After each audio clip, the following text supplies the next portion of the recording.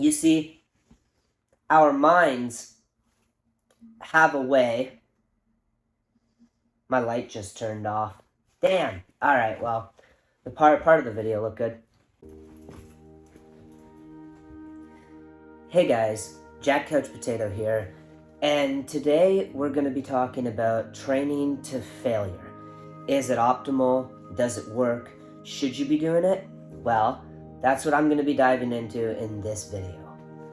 So, a lot of people that I personally met and I see online, they talk a lot about training to failure and how every set should be pushed to failure. Every rep you should be trying to go towards failure, and the more you get to failure, the better your results. Now, if you've done your research, you'll know that's not the case. However, most people, when they are talking about going to failure on every set, they don't actually go to failure, because very few people have actually attained true muscular failure. And you might think that's crazy, but the reality still stands that going to true muscular failure is a lot harder than it sounds like. Just doing, like, let's say 50 push-ups and not physically being able to push yourself up isn't necessarily muscular failure. It might be approaching muscular failure, but I can assure you that you still got like 10 push-ups in the tank. You see, our minds have a way. My light just turned off. Damn. Alright, well, the part of the video looked good. Okay, back to what I was saying. Our minds will not let our body use 30% of its strength just to kind of preserve itself to do other things, like injury prevention, stuff like that. So, does that mean it's an option that you can? Well, I would argue. I would say maybe pick half of your sets to go to failure and the other half not, to get the best of both worlds, because I do believe going to failure is a good option. However, when I say go to failure, I'm not referring to total muscular failure, because that's way harder than you think it is.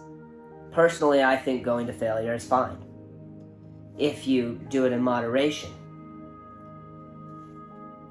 Anything can be good, but too much of a good thing can be a bad thing. And too much of a bad thing is probably bad. Or maybe it's a good thing.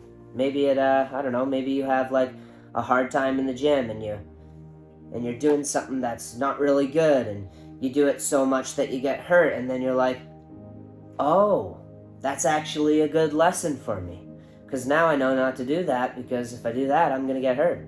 And that's kind of what I talk about on this channel, is you want to build yourself up, and the only way to build yourself up is to find new ways of building yourself up. And to do that, you're going to have to learn from your mistakes, and you're going to have to learn from things, and not just bad things. You're going to have to learn from the good things. You're going to have to take the good things, and you're going to have to take the bad things, and you're going to have to figure out how to use it to find the best of both worlds. It's not always the bad exercises are necessarily bad. That's not the truth. See, if you take a bad exercise to failure, potentially it can be better for you specifically than taking the good exercise to failure. Or maybe that good exercise will be better for another person. That other person will take that good exercise to failure, and it'll work wonders on them opposed to you if you take the good exercise to failure. You see, everybody's body is built different, and you really just got to figure out if it works for you. And the only way to figure that out is to do it. Life is an experience. We're put on this planet for 80 odd years. If it works for you, it works for you. And that's all that matters.